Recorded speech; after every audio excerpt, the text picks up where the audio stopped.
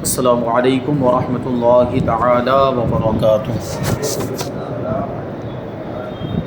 نحمده ونصلي ونسلم على رسوله الكريم اما بعد فاعوذ باللہ من الشیطان الرجیم بسم اللہ الرحمن الرحیم ان اللہ وملائکته یصلون علی النبی یا ایها الذین آمنوا صلوا علیہ وسلموا تسلیما اللهم صل على سيدنا ومولانا محمد معدن الجود والكرم وآله الكرام وابنه الكريم وبارك وسلم صلاة وسلاما عليك يا رسول الله صلى الله تعالى عليك وسلم۔ حدیث نمبر 17 کا درس ہے۔ یہ حدیث پاک وعظ کے لیے، نصیحت کرنے کے لیے، بیان تقریر کے لیے دن مقرر کرنے کے بارے میں، دن فکس کرنے کے بارے میں۔ جیسے آج کل ہم اور آپ بیان کے لیے یا درس کے لیے دن مقرر کرتے ہیں، جیسے ہمارے یہ حدیث کے جو دروس ہوتے ہیں اور قرآن پاک کا جو درس ہوتا ہے اس کے لیے دن متعین ہے۔ جمعرات کو تفسیر ہوتی ہے اور پیر کے دن حدیث پاک کا درس ہوتا ہے۔ اسی طرح میلاد شریف کی محفل کے لیے بھی دن متعین کیا جاتا ہے، شرعی سوال و جواب کی محفل کے لیے بھی دن متعین کیا جاتا ہے۔ یہ تاریخ فکس کی جاتی ہے کسی بھی محفل کے لیے، کسی بھی دینی پروگرام کے لیے، تو وہ جائز ہے، بدعت نہیں ہے، یعنی بدعت سیئہ نہیں ہے، اور اس میں بسا اوقات اچھی نیتوں کی وجہ سے ثواب بھی ملتا ہے۔ وہ اس حدیث پاک سے ثابت ہوتا ہے۔ دن مقرر کرنا، دن متعین کرنا، تاریخ فکس کرنا کسی دینی پروگرام کے لیے، یہ حدیث پاک کو سماعت کرتے ہیں۔ عن ابی وائل کان عبد اللہ یذکر الناس فی کل خمیس فقال له رجل یا ابا عبد الرحمن لوددت انک ذکرتنا کل یوم قال اما انه یمنعنی من ذلك انی اکرہ ان املکم وانی اتخولکم بالموعظۃ کما کان النبی صلی اللہ علیہ وسلم یتخولنا بها مخافت السامتی علینا۔ حضرت ابو وائل شفیق بن سلمہ سے روایت ہے کہ حضرت عبداللہ بن مسعود رضی اللہ تعالی عنہ ہر جمعرات کے دن وعظ فرمایا کرتے تھے، یعنی لوگوں کو نصیحت کرتے تھے، بیان فرماتے تھے۔ تو ایک آدمی نے ان سے کہا کہ اے ابو عبد الرحمن، میری تمنا ہے کہ آپ روزانہ ہم کو وعظ سنایا کریں۔ تو آپ نے فرمایا کہ روزانہ وعظ کہنے سے جو چیز مجھے روکتی ہے وہ یہ ہے کہ میں تم لوگوں کو تنگی میں ڈالنا نہیں چاہتا، اور میں تمہاری فرصت کا خیال رکھتا ہوں، جیسے کہ نبی پاک صلی اللہ علیہ وسلم وعظ سنانے میں ہماری فرصت کا خیال رکھتے تھے، اس خوف سے کہ ہم اکتا نہ جائیں۔ یعنی اگر روزانہ بیان کرنا شروع کر دیں اور روزانہ پبلک سے مطالبہ کیا جائے کہ روزانہ وہ محفلوں میں حاضر ہو تو ان کے لیے مشکل ہوگی نا، اس میں دشواری ہوگی، کام کاج کو چھوڑ کر آنا ہوتا ہے۔ تو یہ دن مقرر کرنے میں کیا ہوا، ان کے لیے آسانی کہ دن فکس ہے، جمعرات کا دن ہے اور پیر کا دن ہے، سوال و جواب کے لیے بھی تاریخ مقرر ہے، تو اس کے اعتبار سے آدمی پہلے سے تیاری کرتا ہے اور وقت نکال کر آتا ہے، تو یہ ان کی آسانی ہے۔ حضرت عبداللہ بن مسعود اس حدیث پاک کے راوی ہیں۔ یہ بڑے ہی جلیل القدر صحابی اور بہت سے فضائل و کمالات کے جامع ہیں، بڑی خوبیاں آپ کے اندر پائی جاتی ہیں۔ ابتدائے اسلام ہی میں آپ مسلمان ہو گئے تھے، اس لیے سابقین اولین میں آپ کا شمار ہوتا ہے، یعنی وہ صحابہ کرام جو پہلے ایمان لائے۔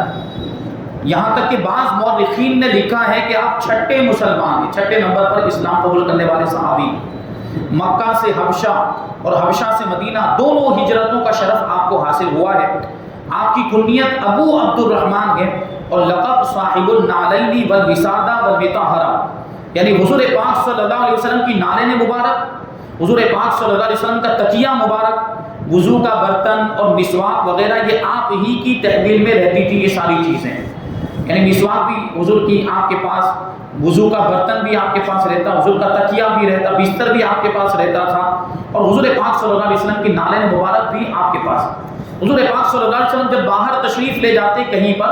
تو حضرت عبداللہ ابن مسعود ساتھ میں ہوتے، نالین پاک پیش کرتے تھے۔ کہیں وضو کی ضرورت پیش آتی تو اسی برتن میں پانی بھر کر لاتے تھے، مسواک حضور کی بارگاہ میں پیش کرتے۔ کہیں آرام کرنے کی ضرورت پیش آتی تو حضور کی بارگاہ میں تکیہ بھی پیش کرتے تھے اور بستر کا انتظام بھی آپ ہی کیا کرتے۔ اور یہ جو چیز ہے اس کے تعلق سے مطلب یہ ہم اندازہ لگا سکتے ہیں کہ حضرت عبداللہ ابن مسعود رضی اللہ تعالیٰ عنہ کس طریقے سے حضور پاک صلی اللہ علیہ وسلم کی رفاقت میں رہا کرتے تھے، حضور کے ساتھ رہا کرتے، کیونکہ ان چیزوں کی ضرورت تو پڑتی رہتی ہے، تو جس کے پاس یہ چیزیں ہوں اس کا ساتھ میں رہنا ضروری ہے۔ اس لیے حضرت عبداللہ ابن عباس ہر موقع پر حضور کے ساتھ میں رہتے تھے، جنگ بدر اور دوسری لڑائیوں میں بھی شریک جہاد رہے، اور عمر بھر حضور پاک صلی اللہ علیہ وسلم کی خدمت میں اس طرح حاضر اور رازدار رہے کہ باہر سے آنے والے لوگ آپ کو حضور پاک صلی اللہ علیہ وسلم کے گھر کا ایک فرد سمجھتے تھے۔ اس طرح حضور کے گھر میں آنا جانا تھا، حضور کے ساتھ اس طرح رہتے تھے کہ لوگ آپ کو حضور پاک صلی اللہ علیہ وسلم کے گھر کا ایک فرد اور ایک ممبر سمجھتے تھے۔ آپ بہت دبلے پتلے اور پست قد تھے۔ حضور پاک صلی اللہ علیہ وسلم نے آپ کو جنت کی بشارت عطا فرمائی، اور یہ فرمایا کہ میں اپنی امت کے لیے وہی پسند کرتا ہوں جو یہ پسند کرے، اور اسی کو ناپسند کرتا ہوں جس کو یہ ناپسند کرے۔ یعنی حضرت عبداللہ ابن مسعود رضی اللہ تعالیٰ عنہ کے بارے میں حضور نے یہ فرمایا۔ امیر المؤمنین حضرت عمر فاروق اعظم رضی اللہ تعالیٰ عنہ اور امیر المؤمنین حضرت عثمان غنی رضی اللہ تعالیٰ عنہ کے دور خلافت میں کوفہ کے قاضی اور بیت المال کے مینیجر رہے۔ 848 حدیثیں آپ سے مروی ہیں، اور فقہ حنفی کا دار و مدار زیادہ تر آپ کی روایتوں پر ہی ہے۔ حضرت عبداللہ ابن مسعود رضی اللہ تعالیٰ عنہ کی روایتوں پر تقریباً فقہ حنفی کا دار و مدار ہے۔ آخری عمر میں آپ کوفہ سے مدینہ چلے آئے، اور 22 ہجری میں 60 سال سے زیادہ عمر پا کر وصال فرمایا، اور جنت البقیع میں مدفون ہوئے۔ اس حدیث کو امام بخاری نے اس کے علاوہ کتاب الدعوات میں، اور امام مسلم نے باب توبہ میں، اور ترمذی نے باب استئذان میں ذکر کیا ہے۔ حدیث کا مطلب بالکل واضح ہے کہ حضور پاک صلی اللہ علیہ وسلم ایسے وقت میں وعظ فرمایا کرتے تھے جب لوگ اپنے کام دھندے سے فرصت پا کر اطمینان سے سن سکیں۔ اس لیے حضرت عبداللہ ابن مسعود رضی اللہ تعالیٰ عنہ ہفتے میں ایک ہی مرتبہ جمعرات کے دن اپنے وعظ کا پروگرام رکھتے تھے، تاکہ لوگ اس دن اپنے کاروبار سے فارغ ہو کر اور فرصت پا کر وقت نکال کر سکون اور اطمینان کے ساتھ وعظ سن سکیں۔ اور اس میں کوئی شک نہیں کہ وعظ کے جلسوں کے لیے وقت اور دن مقرر کر دینے میں سامعین کو بڑی آسانی ہوا کرتی ہے، کیونکہ جب لوگوں کو پہلے سے معلوم ہوتا ہے کہ فلاں دن اور فلاں وقت وعظ ہونے والا ہے، تو لوگ اپنے کاموں سے فارغ ہو کر اور فرصت کا وقت نکال کر شوق سے وعظوں کے جلسوں میں شامل ہوتے ہیں، اور ان کے کاروبار کا پروگرام بھی نہیں بگڑتا۔ تو یہ اسی وجہ سے دن مقرر کیے جاتے ہیں، اور بڑی مبارکبادی کے لائق ہیں وہ حضرات جو پابندی کے ساتھ ہمارے پروگراموں میں شرکت کرتے ہیں، درس میں شرکت کرتے ہیں، وقت نکال کر آتے ہیں۔ یہ ان کا جذبہ، یہ ان کا شوق ہے علم حاصل کرنے کا، دین کی معلومات حاصل کرنے کا۔ اللہ تبارک و تعالیٰ آپ حضرات کا یہ جذبہ سلامت رکھے، اور یہ خوشی بھی ہوتی ہے دیکھ کر، کیونکہ ہم اور آپ تو اعلان کر دیتے ہیں کہ فلاں دن پروگرام ہے، حدیث کا درس ہوگا، قرآن کا درس ہوگا، لیکن پروگرام کامیاب کیسے ہوتا ہے؟ جب اس میں عوام آئے گی، جب سننے والے ہوں گے، تبھی تو ہم اکیلے یہاں کھڑے رہ کر بولتے رہے کوئی فائدہ ہو؟ سننے والے بھی تو ہونے چاہیے۔ آپ حضرات تشریف لاتے ہیں سننے کے لیے، یہ آپ کی بڑی کرم فرمائی اور یہ آپ کے جذبہ اور آپ کے شوق کی دلیل ہے۔ اس حدیث سے ثابت ہوتا ہے کہ محفل میلاد شریف، جلسہ رجبی شریف، جلسہ 12ویں شریف، جلسہ 11ویں شریف وغیرہ کے لیے وقت اور دن مقرر کرنا ہرگز بدعت اور گناہ نہیں ہے، بلکہ ایک جلیل القدر صحابی رسول حضرت عبداللہ ابن مسعود رضی اللہ تعالیٰ عنہ کا طریقہ ہے کہ آپ نے جمعرات کے دن کو وعظ کے لیے معین اور مقرر فرما دیا تھا۔ جو لوگ میلاد شریف میں تعیین وقت اور تداعی یعنی ایک دوسرے کو دعوت دینے سے چڑھتے اور منہ بگاڑتے ہیں اور اس کو بدعت قرار دیتے ہیں، اگر وہ تعصب اور ہٹ دھرمی کی عینت اتار کر اس حدیث کو دیکھ لیں تو ان پر بھی اس حقیقت کا انکشاف ہو جائے گا کہ کسی جائز کام کو دن مقرر کر کے کرنا نہ صرف جائز بلکہ اخلاص اور نیت خیر کے ساتھ ہو تو مستحب اور مستحسن بھی ہے، یعنی کار ثواب بھی ہے۔ اس حدیث سے یہ بھی سمجھ میں آتا ہے کہ علماء کرام کا فرض منصبی ہے کہ وہ اپنے مواعظ اور تقریروں کے ذریعے عوام میں تبلیغ و تذکیر کرتے رہیں، یعنی لوگوں کو سمجھاتے رہیں، بھلائی کا حکم دے، برائیوں سے روکے۔ یہ علماء کرام کی ذمہ داری بنتی ہے۔ صحابہ کرام، تابعین، تبع تابعین، بلکہ ان کے بعد کے علماء بھی برابر عوام کی اصلاح کا فریضہ انجام دیتے رہے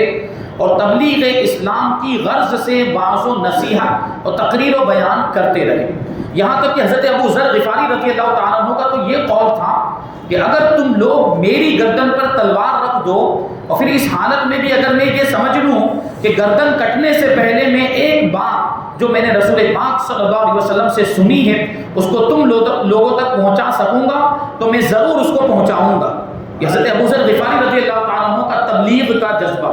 کہتے ہیں کہ اگر میری گردن پر تلوار رکھ دی جائے اور مجھے اس وقت بھی اگر اتنا موقع ملے کہ اللہ کے رسول کی ایک حدیث میں آپ لوگوں کو سنا سکوں تو میں اس وقت بھی ضرور سناؤں گا. اللہ تبارک و تعالیٰ ہمیں بھی ان کے جذبے کے چند قطرات عطا فرمائے. اس حدیث میں یہ جو فرمایا کہ انی اکرہ ان املکم، اس جملے سے یہ مسئلہ سمجھ میں آتا ہے کہ عالموں کو اپنے وعظوں میں اس بات کا خیال اور لحاظ رکھنا چاہیے کہ لوگ وعظ سے اکتا کر رنج و ملال میں نہ پڑ جائیں، اکتانے نہ لگ جائیں. وہ کنٹارا جس کو ہم لوگ بولتے ہیں کہ اتنا لمبا بھی وعظ نہیں ہونا چاہیے، اتنا لمبا بھی بیان نہیں ہونا چاہیے کہ پبلک پھر اکتانے لگ جائے، یہ بھی نہیں ہونی چاہیے. اسی وجہ سے الحمدللہ ہم نے اس پروگرام کا جو دورانیہ ہے وہ صرف 20 سے 25 منٹ تک کا رکھا ہے. اسی میں ہم یہ پروگرام ختم کر دیتے ہیں. عام طور پر آپ دیکھتے ہیں وہ اسی وجہ سے کہ آپ کا زیادہ وقت بھی نہ جائے اور اکتاہٹ بھی محسوس نہ ہو. آپ دل جمعی کے ساتھ سکون اور اطمینان کے ساتھ سنیں اور کچھ علم حاصل ہو آپ کو اور آپ کی معلومات میں اضافہ ہو. لہٰذا کہتے ہیں کہ اتنی ہی دیر وعظ و بیان کرنا چاہیے جب تک کہ لوگ نشاط اور شوق کے ساتھ سنتے رہیں. وعظ کو اتنا طویل اور لمبا نہیں کرنا چاہیے کہ لوگ گھبرا کر بددلی کے ساتھ سننے لگے، یعنی یوں بغیر من کے بغیر دل کے سننے لگ جائیں، ورنہ اللہ اور رسول کے کلام اور احکام کو سننے میں بے رغبتی کا گناہ لازم آئے گا. اس لیے مختصر سا وقت رکھا جائے اور الحمدللہ ہم اس کی پابندی بھی کرتے ہیں. اللہ تعالیٰ ہمیں مزید توفیق عطا فرمائے. آگے جو حدیث ہے وہ ہے فتنوں کے سیلاب کے بارے میں، یعنی آخری زمانے میں فتنے بہت زیادہ ہوں گے اور فتنوں سے بچنا بہت مشکل ہو جائے گا. تو اس زمانے میں فتنوں سے بچنے والا کیسے بچے گا اس کو اس حدیث پاک کے اندر بتایا گیا، بیان کیا گیا. ان ابی سعید الخدری انہ قال قال رسول اللہ صلی اللہ علیہ وسلم یوشک ان یکون خیر مال المسلم غنم یتبع بها شعف الجبال ومواقع القطر یفر بدینہ من الفتن. حضرت ابو سعید خدری رضی اللہ تعالیٰ عنہ سے روایت انہوں نے کہا کہ رسول پاک صلی اللہ علیہ وسلم نے ارشاد فرمایا ہے کہ ان قریب وہ زمانہ آئے گا کہ مسلمان کا بہترین مال بکریاں ہوں گی جن کے پیچھے پیچھے وہ پہاڑوں کی چوٹیوں پر اور بارش کے مقامات پر بھاگتا ہوا چلا جائے گا تاکہ وہ اپنے دین کو فتنوں سے بچا لے. پہاڑوں پر چلے جائے گا اپنے دین کو محفوظ کرنے کے لیے. بکریاں ہوں گی تو بکریاں لے کر پہاڑوں پر چلا جائے گا. بکریوں کو پہاڑوں پر لے کر جانے کا کیا مطلب ہوا کہ وہاں پہاڑوں پر چارے کا تو ویسے ہی انتظام ہو جائے گا بکریوں کو کھلانے کے لیے،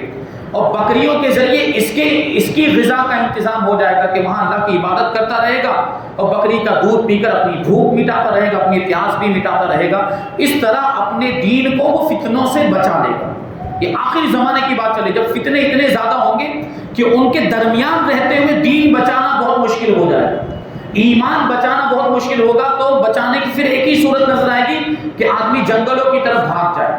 آدمی پہاڑوں پر چلا جائے اور وہاں جا کر رہنے لگے تو پھر وہ فتنوں سے بچ جائے گا اور اس کا دین اور ایمان بھی محفوظ ہو جائے گا. حضرت ابو سعید خدری اس حدیث کے راوی ہیں جو بڑے جلیل القدر صحابی ہیں. ان کا نام سعد ابن مالک ہے اور یہ انصار کے قبیلہ خزرج سے تعلق رکھتے ہیں. ان کی موری سے اعلیٰ کا نام خدرہ تھا اس لیے خدری کہلاتے ہیں. 74 ہجری میں 84 برس کی عمر پا کر انتقال فرمایا اور جنت البقیع میں مدفون ہوئے. 13 غزوات میں حضور پاک صلی اللہ علیہ وسلم کے ساتھ شریک جہاد رہے اور 170 حدیثیں آپ سے مروی ہیں. بخاری شریف میں 62 حدیثیں آپ کی روایت کی ہوئی ہیں اور علامہ قسطلانی نے لکھا ہے کہ بخاری شریف میں آپ کی روایت سے 66 حدیثیں مروی ہیں. اس حدیث کے چند الفاظ کی توضیح بیان کرتے ہیں. یہاں پہ ایک لفظ آیا ہے غنم. غنم کا معنی ہوتا ہے بکریاں اور یہ اس میں مؤنث ہے، نر اور مادہ دونوں کے لیے استعمال ہوتا ہے. شعف یہ پہاڑ کی چوٹی کو کہتے ہیں اور اس کی جمع شعاف آتی ہے. فتن یہ فتنے کی جمع ہے، اس کے مندرجہ ذیل معنی آتے ہیں. فتنے کا معنی کیا ہوتا ہے؟ فتنے کا ایک معنی آزمائش بھی ہوتا ہے، گمراہی بھی ہوتا ہے، ایک معنی شرک ہوتا ہے، ایک معنی رسوائی، ایک معنی ہے رنج، دیوانگی، عبرت، عذاب، مرض، بیماری، مال اور اولاد، اختلاف اور جنگ و جدال، لڑائیاں اور فسادات، یہ سب اس کے معنی ہوتے ہیں فتنے کے۔ مگر اس حدیث پاک میں اور عام طور پر کتاب الفتن کی جو بھی حدیثیں بیان کی جاتی ہیں اس میں جو فتنے کا لفظ آیا ہے اس سے فتنے سے مراد اختلاف امت کا آپس میں اختلاف، ایک دوسرے سے الگ ہو جانا، پھٹ جانا، فرقوں میں بٹ جانا، اور وہ فسادات ہیں جو دین میں خرابی پڑ جانے کی وجہ سے، اور دین میں خرابی پڑنے کے باعث ہوں گے، سبب بنیں گے۔ اس حدیث میں غیب کی خبر دے رہے ہیں اللہ کے رسول صلی اللہ علیہ وسلم کہ میرے بعد ان قریب میری امت میں بہت سے فتنے پیدا ہوں گے، اس وقت مسلمان کا بہترین مال بکریاں ہوں گی کہ مسلمان ان کو اپنے ساتھ لے کر اپنے دین کو فتنوں سے بچانے کے لیے پہاڑوں کی چوٹیوں پر جا کر گوشہ نشین ہو جائے گا، تنہائی اختیار کر لے گا، بکریوں کا دودھ پیتا رہے گا اور خدا کی عبادت کرتا رہے گا۔ اس زمانے میں روپیہ پیسہ مومن کا بہترین مال نہیں ہوگا، کیونکہ پہاڑوں کی چوٹیوں پر روپیہ پیسہ کچھ کام نہیں آئے گا، اور شہروں کا جہاں روپیوں پیسوں سے کام چلتا ہے اس قدر وہاں پر فتنے ہوں گے کہ ایک مومن کے لیے آبادیوں میں اپنے دین کو فتنوں سے بچانا بہت ہی دشوار اور مشکل ہو جائے گا۔ اس حدیث میں خاص طور پر پہاڑوں کی چوٹیوں پر مومن کے جانے کا ذکر اس لیے فرمایا گیا کہ ایسے مقامات عموماً فتنہ اور فساد سے محفوظ رہتے ہیں۔ وہاں پہاڑوں پر جنگلوں میں کوئی فتنہ نہیں ہوتا، کوئی فساد نہیں ہوتا ہے، اور مویشیوں میں سے، جانوروں میں سے خصوصیت کے ساتھ بکریوں کا تذکرہ کیوں کیا؟ بھائی یہ چیز اور یہ فائدہ تو دوسرے جانور سے بھی حاصل کیا جا سکتا ہے۔ گائے کو لے کر چلا جائے، بھینس کو لے کر چلا جائے پہاڑ کی چوٹی پر تو اس کا بھی دودھ پی سکتا ہے، یا اونٹنی کو لے کر چلا جائے تو اس کا بھی دودھ پی سکتا ہے اور اس کے ذریعے بھی اپنی بھوک اور پیاس مٹا سکتا ہے۔ لیکن یہاں بکری ہی کا ذکر حضور پاک صلی اللہ علیہ وسلم نے خاص طور پر کیوں فرمایا، اس کی وجہ بتاتے ہیں کہ اونٹوں، گایوں، بھینسوں کی بنسبت بکریوں کو لے کر پہاڑوں کی چوٹیوں پر جانا اور وہاں ان کی نگہداشت کرنا، وہاں ان کی حفاظت کرنا بہت آسان ہوتا ہے، کیونکہ بکری جو ہوتی ہے وہ ڈیل ڈول کے اعتبار سے چھوٹی ہوتی ہے، جسم و جسامت کے اعتبار سے، جبکہ گائے ہے، بھینس ہے، اونٹنی ہے، ان کا جسم کتنا موٹا، وہ ڈیل ڈول کے اعتبار سے بڑے، وہ یوں سمجھے کہ جسم ان کا بڑا ہوتا ہے، ان کو سنبھالنا مشکل ہوتا ہے، اور ان کو لے کر پہاڑ کی چوٹی پر چڑھنا اور زیادہ مشکل ہوگا۔ اس لیے بکریوں کا یہاں پر ذکر فرمایا، کیونکہ بکری بہت ہی مسکین صفت جانور ہے اور بہت صبر کرنے والا جانور ہے بکری، اور اس میں بدک کر بھاگنے اور سرکشی اور ایذا رسانی کی صفت نہیں ہوتی۔ بکری بھاگتی ہے اپنے مالک کو چھوڑ کر، مالک کو نقصان بھی نہیں پہنچاتی جلدی، جبکہ دوسرے جانور کبھی بھاگ جاتے ہیں، سرکشی کرتے ہیں، تکلیف پہنچا دیا کرتے ہیں، اور بکری کا دودھ بھی بے ضرر اور بے نقصان ہوتا ہے، اور یہ بہت ہی بابرکت جانور بھی ہے، کیونکہ خدا کے ہر نبی نے بکریاں چرائی ہیں، اس لیے بکریوں کو چرانا سنت بھی ہے، ورنہ فتنوں سے بچنے کے لیے گوشہ نشینی کے واسطے بکری ہی لے کر جانا ضروری نہیں ہے، دوسرے جانور بھی لے کر جا سکتے ہیں۔ چنانچہ حضرت ابو بکر رضی اللہ تعالیٰ عنہ کی روایت میں آیا ہے کہ جن کے پاس اونٹ ہوں وہ اپنے اونٹوں کے پاس چراگاہ میں چلا جائے،